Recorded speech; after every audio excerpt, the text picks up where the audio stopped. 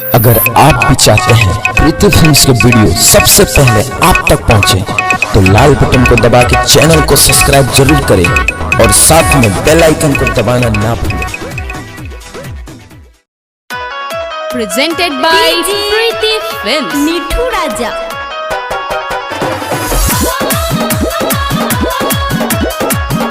आप सुन रहे हैं रंजीत राजा को। सच कही तोहरा से सखी बानी पिटाइला हो।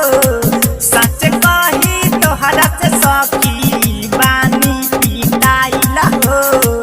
यही से यादव के हमारा याद बाके आइला हो। यही से यादव के हमारा याद बाके आइला हो। यही से यादव के हमारा सच कही तोहरा से सखी बानी पिटाइला हो। सच कही तोहरा से सखी बानी पिटाइला हो। यही से यादव के हमारा याद बाके आइला हो। यही से यादव के हमारा याद बाके आइला हो। यही से यादव के हमारा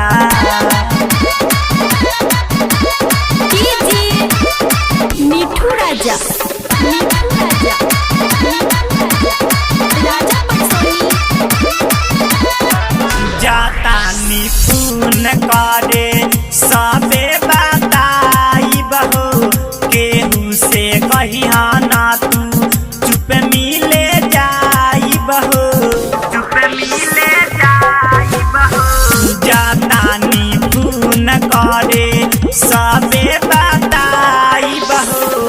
केहू से कही ना तू चुप मिले जाई बहो। वो करे तो करबे हमहू बनी पागलाइला हो।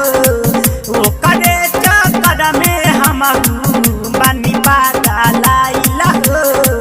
यही से यादव के हमारा याद बाके आइला हो। यही से यादव के हमारा याद बाके आइला हो। यही से यादव के हमारा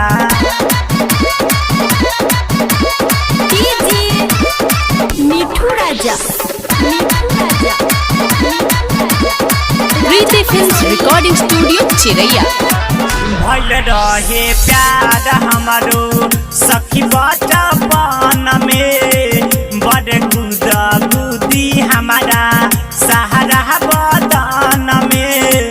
सहारा बदन में भइल रहे प्यार हमारो सखी बचपन में। बड़े गुदा गुदी हमारा सहारा बदन में। कथी कही हम सखी अकिला हेराइला हो। कथी कही हम सखी अकिला हेराइला हो। यही से यादव के हमारा याद बाके आइला हो। यही से यादव के हमारा याद बाके आइला हो। यही से यादव के हमारा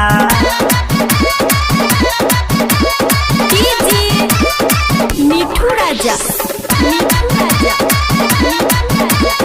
राजा परसोनी।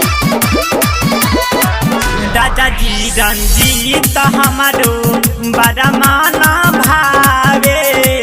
देखे हमके अमर जीत रोज रोज आवे। रोज रोज आवे। राजा जी रंजीत हमारो बड़ा माना भावे। देखे हमके अमर जीत रोज रोज आवे। सोनू जी देले रहे हमके मोबाइल हो। सोनू जी देले रहे हमके मोबाइल हो। यही से यादव के हमारा याद बाके आइला हो। यही से यादव के हमारा याद बाके आइला हो। यही से यादव के हमारा प्रीति फिल्म्स रिकॉर्डिंग स्टूडियो चिरैया।